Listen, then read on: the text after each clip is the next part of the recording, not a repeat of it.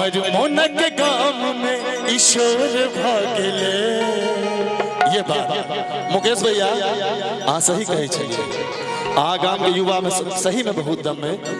अतेक नीक गीत पर बेचारा ताली बजा के हमरा प्रोत्साहित कले, हमर मन खुश भ गेल। अहाँ के मनोकामना पूर्ण करब हम। एहि गीत से बरान दियो पहले। हमर मोनक गाम में ईश्वर भागले, हमर मोनक गाम में ईश्वर भागले। आहा लिए अनार में इजोर भागले, आहा लिए अनार में इजोर भागले। हमर मोनक गाम में ईश्वर भागले, हमर मोनक गाम में ईश्वर भागले। आहा लिए अनार में इजोर भागले, आहा लिए अनार में इजोर भागले।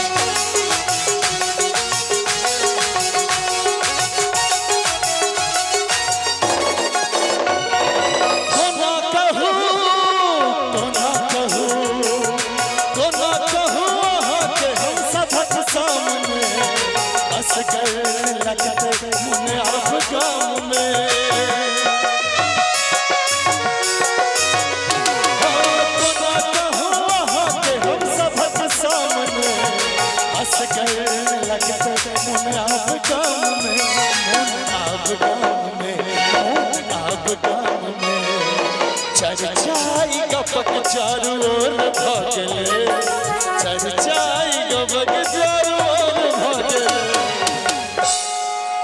भैया कहै छथिन ने जे अश्लीलता फैल रहल छै, भोजपुरी हावी भ रहल छै। जा धरि एहि गामक युवा सने युवा मिथिला में रहते, ता धरि मैथिली के कोनो नुकसान नहीं हेतै। अहाँ सब श्रोता के हम सलाम करै छी, चाहब जे अपना लेल ताली बजा दी।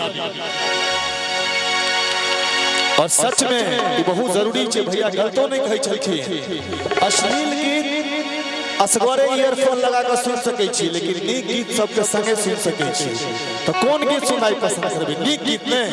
और नीक गीत के बढ़ावा देबे तहने music industry, Maithili music industry आगा बढ़ते। और अहाँ सब नीक श्रोता छी, हमरा संग दिया। तो कोना कहू अहाँ के हम सबक सामने, असगर लगते मन अब गाम में।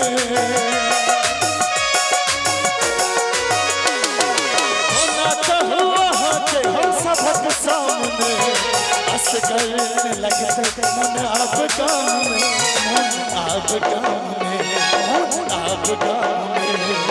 चर्चाई गपक चारों ओर भागले, चर्चाई गपक चारों ओर भागले। आहा लिए अनार में इजोर भागले, आहा लिए अनार में इजोर भागले।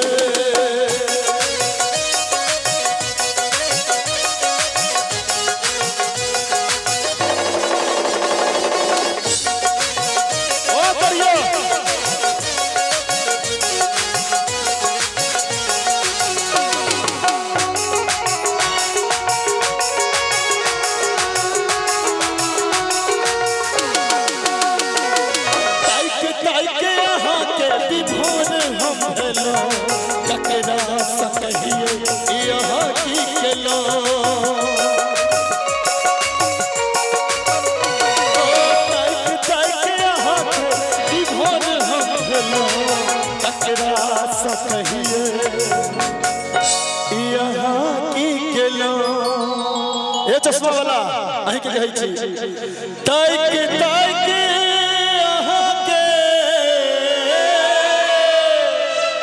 विभोर हम भेलो। बोल जगता आ जागा ना भक्ति खल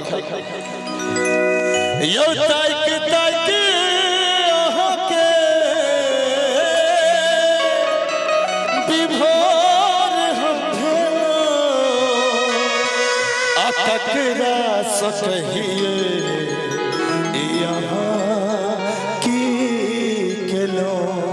और तकरा बाद की भेल बुझल की भेले तकरा बाद भेले रात छलै जीवन ओइमे भोर भ गेले रात छलै जीवन ओइमे भोर भ गेले अन्हार में इजोर भ गेले अन्हार में इजोर भ गेले हमर मनक गाम में ईश्वर भ गेले हमर मनक गाम में ईश्वर भ गेले अन्हार में इजोर भ गेले अन्हार में इजोर भ गेले इजोर भ गेले इजोर भ गेले इजोर भ गेले